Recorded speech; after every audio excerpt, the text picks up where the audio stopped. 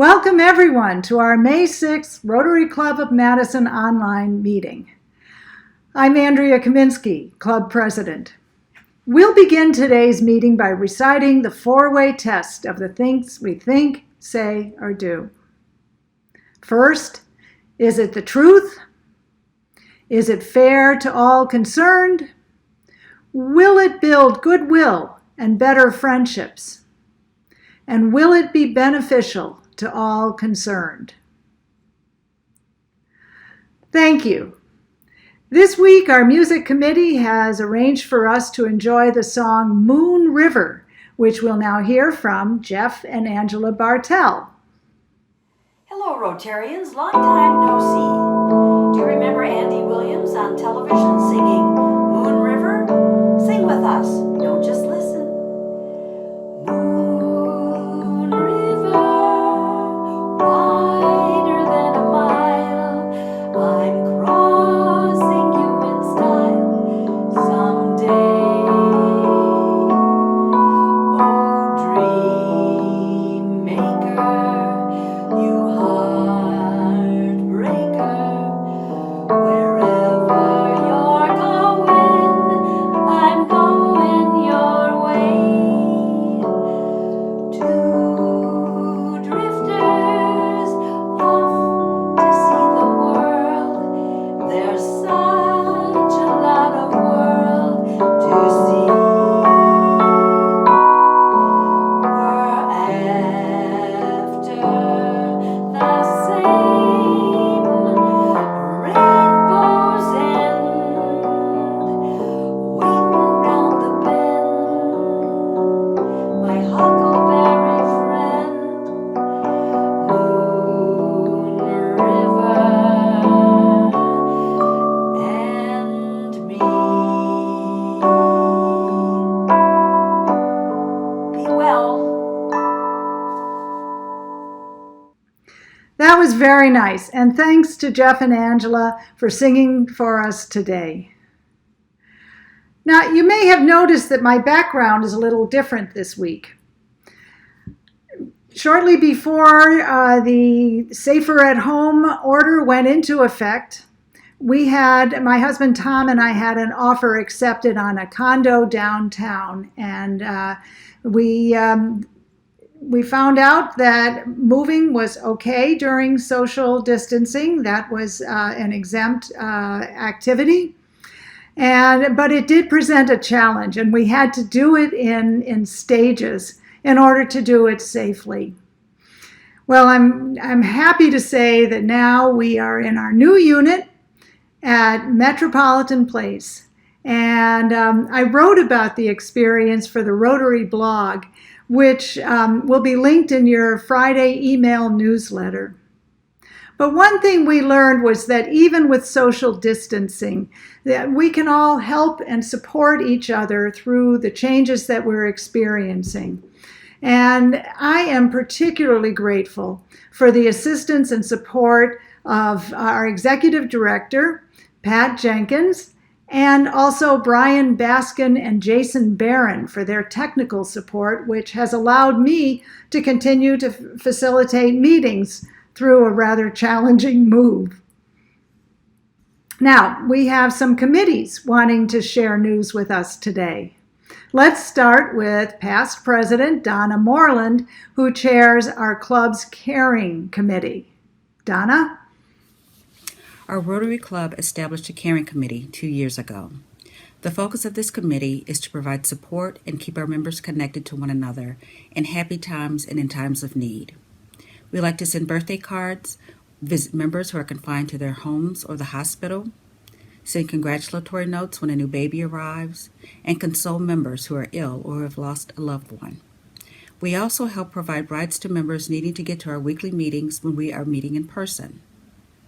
Especially in these unusual times during the COVID-19 pandemic, we want to reach out to members who need help, but we don't always know where there is a need.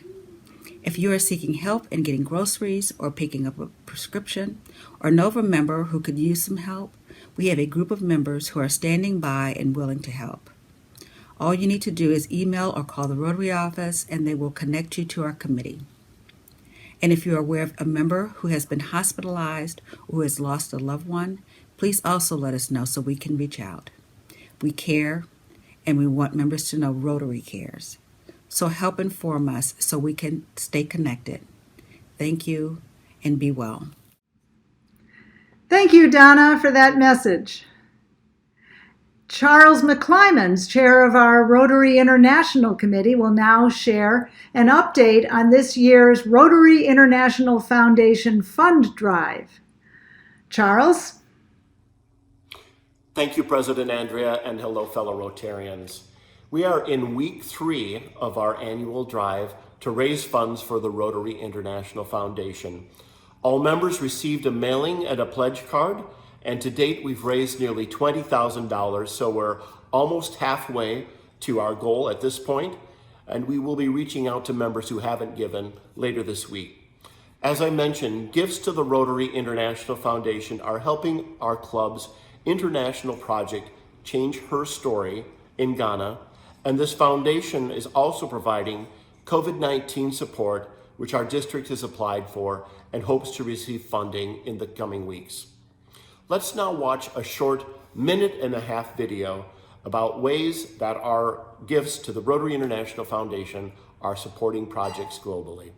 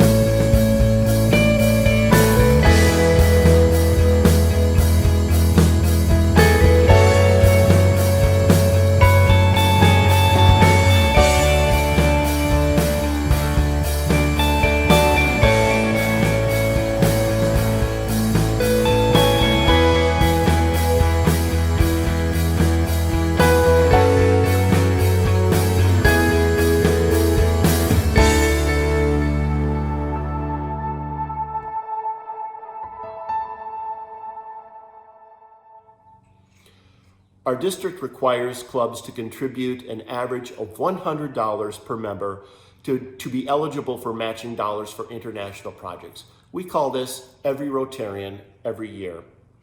And matching district funds are required to receive matching funds from the Rotary Foundation of Rotary International.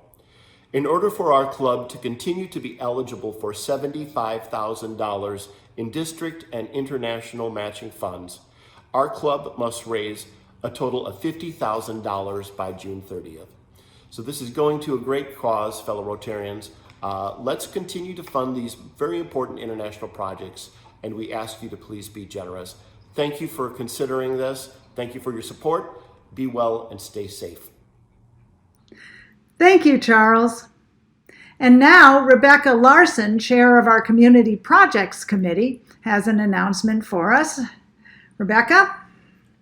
Hi everyone, my name is Rebecca Larson. I'm the chair of the Community Projects Committee for the club, and I just wanted to talk to you today about volunteer opportunities. We've had a lot of club members ask us what opportunities are available, how can they help organizations and individuals in our community. And we're used to being able to assemble as a group to be able to do that, which of course we can't do right now. So we reached out to those organizations, particularly those that recently received opportunity grants from the Rotary Club, and asked for ways that we can help. So what they shared with us was included in last Friday's newsletter, so you can go ahead and check out all those opportunities. But they did tell us that there are opportunities still to sign up individually on their websites. As long as you're not in a high-risk health category, you can go ahead and sign up online. They also said that there's opportunities at local community gardens that you can sign up for, as well as they need donations of hygiene products and cleaning supplies to the organizations. And then they did tell us that they anticipate a surge in need of volunteers when we're able to assemble again, and there'll be a lot of opportunities then. So they encouraged us to go on their websites, sign up for those volunteer opportunities. So we'll be put on a waiting list, and then they'll share when those opportunities become available. I also wanted to tell you about an effort that is being led by Rotarian Martha Sullivan for sewing masks for our local organizations. So Martha and a team that she has assembled have sewn over 650 masks for local organizations. So if you're interested in joining that effort, you can contact Martha and she will share that information and loop you into that project that she's working on. And then lastly, I just wanted to say that if you have a local organization you work with and you're aware of volunteer needs for that organization, please do reach out and share that information with the Rotary office. They will assemble it and get that information out to Rotarians who are interested in volunteering. So thanks everybody. I hope you're staying safe and well. Take care. Bye-bye. Thank you, Rebecca. And now we have birthdays to celebrate. This week's birthday members are Dick Lovell, past President Terry Anderson, who shares this quote from Pope John Paul II, who said, "The truth is not always the same as the majority decision." Paul Jensen, Renette Maurer, Janet Pereno, and Bob Shoemaker. We also have a birthday quote from one of last week's birthday celebrants. Ron Luskin shares the following. He said, "In the past few months, I've experienced some significant healthcare challenges, and now we have the coronavirus crisis to deal with. Among others, I'm very appreciative for my Rotary Club community. Many of you were and have been instrumental in lifting me up and giving me the encouragement to persevere." And Ron, thank you for that message, and just keep getting better. We're all with you. Now, we wish all of these members a happy birthday, and we thank those who made a contribution to our Madison Rotary Foundation. Let's sing Happy Birthday.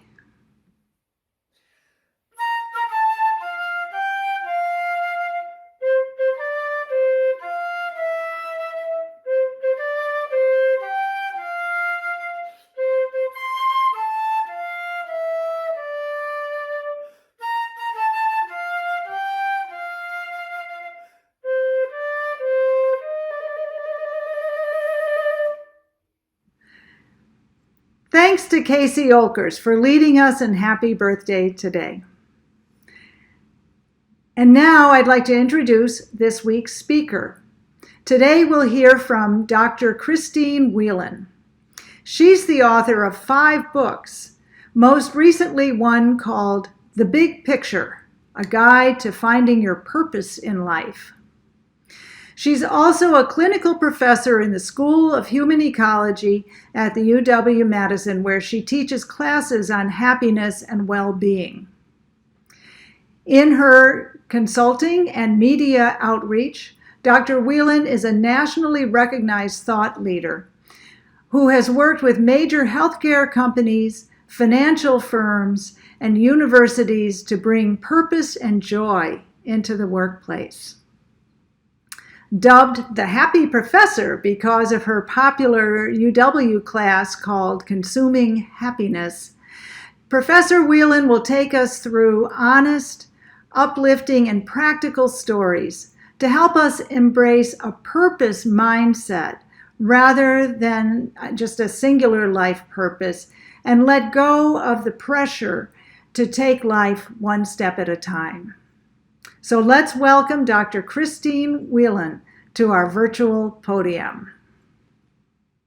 Hi, everybody. My name is Christine Whelan, and I'm a clinical professor in the School of Human Ecology at the University of Wisconsin at Madison. I teach classes on happiness and well-being, and I direct the Money, Relationships, and Equality Initiative. What I'm particularly interested in is those big questions of what matters most to me, why does it matter, and how do I make it happen in my life? So today I want to talk to you about how those big questions of purpose and meaning impact your life right now when things are kind of weird. So let's talk about how to look at purpose in a time of uncertainty. First, I don't know about you, but my social media feed is full of encouragement to use this quote unquote downtime as a time to write something brilliant, to come up with a new theory, to have great abs. Yikes. There are notes that Isaac Newton also did his work during a pandemic. There are encouragements to use this time to work out, to get fit, to pull back and social distance and come out with great looking abs. And then there was my favorite, which is when Shakespeare had to deal with the pandemic, he wrote the play King Lear. Right, okay, so just hold up a second. First of all, many of us are essential workers. We are not having a national slowdown of any sort. In fact, we are being asked to go above and beyond in our jobs and to keep working. For those of us who are working from home, many of us have young children to care for. That's not a vacation by any stretch, nor is it a time for really calm and quiet thinking and creation. No, in a pandemic, we have to rethink the idea of purpose. And so what I want to talk to you about today is how can we think about these big questions? Sometimes we are pushed by pain to make changes in our life, and other times we are pulled by possibility. Many of you may be pushed by pain right now. We are seeing record levels of unemployment. We're seeing major economic changes and furloughs. Maybe you're pushed by pain because we don't have the same financial resources. Maybe you're pushed by pain because you are dealing with an illness or death of a loved one. Perhaps you are pushed by pain because of mental illness or psychological stressors during this time, really feeling the challenge of all of this uncertainty. All of that is completely normal and to be expected, right? But when we are pushed by pain, we react in certain ways. Now, when we are pulled by possibilities, that's also another thing that might be happening in this time of uncertainty. For many of us, we are having the opportunity to rethink, what does real life look like? What should it look like? And what do I want to put back into my quote unquote normal life when we come out of this time of social isolation? So maybe we might be pulled by possibilities of new ways of living with our lives, new ways of making social connections, new ways of learning. That would be wonderful. But when either way, whether we are pushed by pain or pulled by possibilities, what I want to talk about today is what's going on here. What are some of the ideas that are driving a lot of the feelings that we're feeling right now? What does purpose mean right now, today in your life? And what can you do? What can I do to make meaning in this time of uncertainty?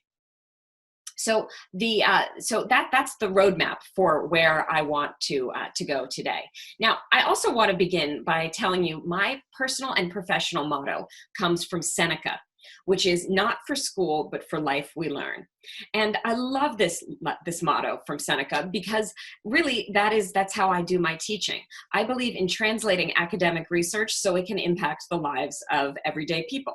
And we can all do this in our own lives. When we learn something, it's all about applying it. It's all about living it out. And one really great way to do this is to think about what we are doing right now through the lens of human ecology.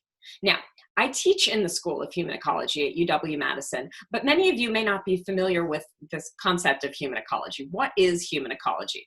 Well, human ecology is this multidisciplinary field, and it's an applied field, meaning it's not just studied, but it's happening in real life, that focuses on the interrelationships, how we're interconnected, and those interrelationships between our natural, built, and social environments. So it's the interconnection between nature, between animals and our environment, between our social environment, the people that we come into contact with, and the communities that we create, and then also our built environment, meaning our buildings and the things that we interact with, our material culture. So looking at things through a lens of human ecology means seeing ourselves as interconnected, seeing ourselves from an ecological approach to who we are as individuals and as a community. So when we think about the world from an ego perspective, then we think about ourselves as the kind of top of the heap, right? And we also tend to think of men as higher than women, of humans as better than animals, of us better than them, whoever them is. And we see it kind of like a real hierarchy. When we think about life from an ego perspective, then ego means that we are thinking me, me, me. When we think about life from an ego perspective, we think about the we. We think about how we are interconnected with others. We think about how we are interdependent, how we can support each other, how we are all coming together toward hopefully a larger purpose and meaning as a group of all living things, and how we are creating to help all. So in one of the classes that I also sometimes teach is a class called Eco-U on belonging, purpose, and the ecology of human happiness. And so we talk about the shift from an ego-you, from a me, me, me centered approach to living, to an eco-you centered approach to living, which really embraces the idea of human ecology. So when you make that shift from an ego to an eco-you, what you're doing is that you're recognizing that you as an individual are embedded in this web of ever-evolving, ever-changing, interconnected social networks, interconnected physical networks, interconnected natural networks, that we are all intertwined and interconnected. Now, the recent pandemic is a great example of our interconnection. In fact, that is something that is both our Achilles heel right now, and hopefully our source of great strength on the other side of this. Because if we can figure out how to come together and solve this as a planet, as a world, then we will be that much stronger. That can be one large purpose in and of itself, right? But when we get into this idea of purpose and we think about it in a human ecological perspective, purpose needs a real working definition. Purpose is one of those words that's in the cultural zeitgeist a lot, right? And it's one of those words that seems big and scary. So I usually demystify purpose through this parable. So there's this story of a traveler. Okay. The traveler came across 3 men working, and he asked the first man, well, what are you doing? And the first man said, I am putting one brick on top of the other. And that was true. Then he asked the second man, what are you doing? And that guy said, I'm building a wall. He asked the third, and the third said, I'm building a cathedral. Now, all 3 of these bricklayers answered the question correctly. Yes, they were putting one brick on top of the other. Yes, they were building a wall. And yes, they were building a cathedral. The first man, though, had a job. The second man had a career. And the third man had a purpose. And in our lives, we are like these bricklayers. We all want to be building cathedrals. We all want to see the higher purpose and meaning behind what we are doing. And building cathedrals, not in a religious sense, but in a sense of creating something larger. And yet we're also all like the bricklayers in our purposeful quest, because life is about putting one brick on top of the other. And often it's not particularly glamorous work. Often it's really hard, backbreaking work. We can think about that in our personal lives and in our professional lives. So life can be quite hard as we put one brick on top of the other. But purpose is about seeing the cathedral that you are trying to build. Purpose is about the larger why behind what you are doing. Now, when things are weird like they are right now, the idea of building a cathedral may seem scary, daunting, impossible. So what I encourage people to think about is less a singular purpose, not a one singular life aim when we think about purpose, but a purpose mindset. And I define purpose mindset as using your gifts in keeping with your values to make a positive difference on the lives of those that you care about most. Okay, I'm going to repeat that again. A purpose mindset and living with purpose is like being a bricklayer. You are going to take one step at a time, put one brick on top of the other toward your larger cathedral of purposeful living. And purposeful living with a purpose mindset means using your gifts in keeping with your values to make a positive difference on the lives of the communities and the groups and the individuals that you care about most. So when we think about purpose, we think about purpose as a good thing, right? We think purpose, and with that definition, you can say, yes, Christine, I am totally there with you. I want to live on purpose. I am a bricklayer in my own life. I want to do this. I want to build a cathedral. Now, I want to sell you a little bit more on the benefits of doing this, because having a purpose in life tends to lead to increased agency, which leads to increased life satisfaction. So, and purpose is the why behind what you do, right? Then agency is that feeling that you can get it done. Agency is that sense that you can accomplish what you want to accomplish, that you have some control over your life. And when you feel like you have a why, and you feel like you have the steps for how to get it done, that tends to make us happy. So having a purpose in life is linked to all sorts of positive health outcomes. You get better sleep, you have fewer strokes and heart attacks, lower risk of dementia and premature death. You also tend to take better care of yourself if you have a sense of purpose. So you're more likely to embrace preventative health services. You're more likely to get that flu shot and get that mammogram. Take care of yourself. You also have lower levels of inflammatory gene expression, meaning that, that your body generally tends to be healthier, which fights off illness better. So let's say you are totally there with me now. You are excited to embrace a purpose mindset. You want to have all of these good health outcomes. And oh, by the way, there are also some good financial outcomes to living with a purpose mindset. Turns out that people who score higher on purpose inventories tend to earn more money. They tend to have better relationships. They tend to have higher job satisfaction. And this is when controlling for all other factors. So generally, purpose is an awesome thing. You might be saying, great, I want this, but how do I get it? Well, my good news for today is that you can strengthen your purpose, and you can do that even now when things seem really crazy and uncertain. And the way we're going to do this is by doing what I call a little pandemic purpose exercise, okay? We're going to demystify purpose, and we're going to take it out of this idea that we have to go build a huge cathedral right now. And let's think about building like a little toy cathedral every day in our lives. So this is what we're going to do. I encourage you to get out a pen and paper and to take some notes as we do this. So I'm going to ask you a series of questions, and you're going to write down some terms. And then at the end, we're going to put it all together. Play along. I promise it's worth it.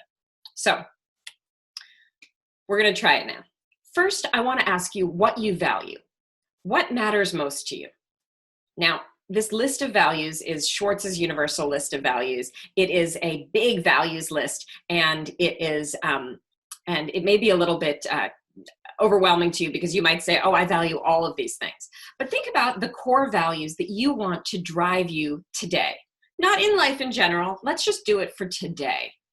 So what are the 3 core values that you want to lead you today? Pick 3 of these. Now, you can also come up with your own values. You don't have to choose one of the values on this list. But what I will tell you is that happiness is not a value. Happiness is an outcome of living your values. So think about what are the sort of core motivations, the why, the values behind the things that you want to do today. So pick 3 of them, okay? Once you have 3 core values, just for today, you can do a new one of these tomorrow. So just for today, next, I want you to think about what you're good at. What are 3 things that you are good at that you want to do today? Okay? So what are 3 strengths? Not, things that you just can do, but you don't enjoy doing, but want to skills, want to gifts. So for example, I can unload the dishwasher like a champ, but that's not something that I really want to list as my strength that I want to do all the time. Although, in a pandemic, unloading the dishwasher and keeping the house in order can be a pretty good thing. So think about 3 strengths that you want to use today. 3 gifts, 3 skills that you want to use today, either from this list or come up with your own. Once you have those, then think about who you want to make a positive impact on today, okay? Doesn't have to be further than that. Who do you want to positively impact today? It can be an individual, it can be a group of people, it can be a particular social cause.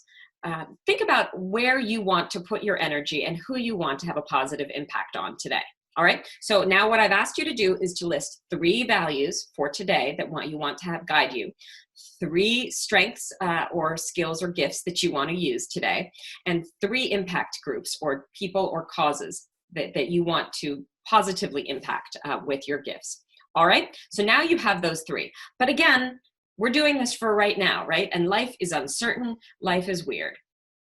So I don't know about you, but I've been having some anxiety recently. I think we all have. The anxiety is coming from all sorts of different angles. I'm worried about things financially. I'm worried about the health, my own health, the health of my loved ones. But I'm also worried about whether I'm doing the right thing right now. Am I doing enough for others? Am I doing enough for myself and for my family? How are these things working, right? One thing that I think is incredibly important when thinking about purpose and meaning is to think about all the anxieties and the fears that hold us back from living out our purpose and goals in any particular day, right? And our fears and anxieties can really hold us back, especially if we don't acknowledge them, right? Because those fears and anxieties, then they just seep out sideways, and they come out as passive aggressive, and they come out as, you know, self-defeating and all sorts of other things. So what I want you to do is to take a moment to think about the fears and anxieties that you are facing today.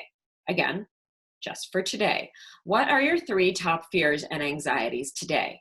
How might they be holding you back? Okay, so make a list of those 3 fears and anxieties. Now, one wonderful exercise that I have talked to a lot of people about comes from acceptance and commitment therapy, and it's called Monsters on the Bus. And because it's a time of uncertainty right now, I want to talk you through this exercise. So visualize this with me, all right? Once you have your 3 anxieties and fears that are, and in fact, you might have more of them. You might be looking at this list and wanting to check off many more of them. So picture this. You are driving a bus down the road of life. You're driving, you're driving your bus, and then all of a sudden, these monsters jump out at you. Okay, these monsters are your fears and anxieties, and they jump out all over you. They're behind you, they're in front of you, they're to the left and to the right, they're on top of the bus, they're under the bus. You cannot move. You slam on the brakes and you can't go anywhere. What do you do? What do you do? You have all these monsters all around you. How can you move forward in your life? Well, acceptance and commitment therapy says there's only one thing to do. It's to take a deep breath and open the door of your bus. And as you see those monsters, you invite them on your bus and you name them. Hi, fear of failure. Good to see you again. Get on the bus, sit down, and shut up. Hi, fear that I'm not good enough. Hi, anxiety about my health. Hi, financial fears. You invite them all on your bus. Once all those fears and anxieties are there with you, once all the monsters are on your bus, yeah, you've got a lot of fears and anxieties in you. But you know what? Now the road is clear. You can drive ahead. And those fears and anxieties, yes, they will jump up and try to grab the wheel from time to time. But you are moving forward in your life and you are going where you want to go. We cannot ever outrun our fears and anxieties, especially not when things are fearful and anxious and uncertain all around us, right? We can't outrun it. But what we can do is look at them, acknowledge them, and accept them. Be kind to ourselves and invite those monsters on the bus so that we can move forward in our life. So that is that's one of the steps that I'm going to ask you to do, is to think about, can you accept your fears and anxieties? Can you look at those and say, you know what, on my path to purposeful living, I have these 3 key anxieties today, and I'm going to try to accept them. And if you can accept them, then I want to move on to the final step. And here's the final step. What are 3 purpose-based commitments that you can make right now to live out your purpose statement today? Again, we're just doing it today. What are 3 purpose-based things that you can commit to doing today? Think about it. Jot some of those down. Now, I understand that this is kind of a scary exercise, right? It's a lot. It's a lot to pull all together. But once you have these 5 sentences, concepts, ideas all jotted down, I want you to think about making a leap toward integrating this into your life right now. This is one of my favorite images because I don't know about you, but I have felt like this fish in my life before. So I anthropomorphize this fish a lot. So I would imagine that this fish is saying, you know, I'm terrified. Oh my gosh, I really want to make the leap, but am I going to make it? Am I going to make it into this bigger, better pond? And the fish is thinking, yikes, what if I fall? What if I fail? But the fish took the leap. The fish wanted to do it. Now, this fish may have been pushed by pain. That water may be boiling hot. We don't know. Or the fish may have been pulled by possibility. It's a bigger, cooler, lovelier pond, right? We don't know. And in life, sometimes we're the fish that has to jump out of the boiling water, and sometimes we are looking forward and being excited about taking the leap into something new, exciting, and wonderful. Either way, when we make a step toward living a purposeful life, it can be scary. The thing is, your most heartfelt visions of purpose can be utterly hijacked if we don't admit this fact, that there are practical and emotional reasons that hold us back from living on purpose. And yet, still, asking these questions is incredibly valuable and can be incredibly helpful in making a difference in our own life, even in a time of uncertainty. My hope for all of you is that by doing an exercise like this, the idea is that you can stop running away from those fears and anxieties and embrace all the awesome strengths, the awesome values, and the awesome ideas of making a positive difference on the lives of others that you have. So now, to do this, let's put it all together. Here is my pandemic purpose statement for today, for right now. Right? And I'll read it to you. Because I value relationships, perseverance, and creativity, I will use my gifts for translating research, making connections, and organization to positively impact the lives of my children, my students, and the broader public. So here we have my values, we have my gifts, and my impact groups all together in one sentence.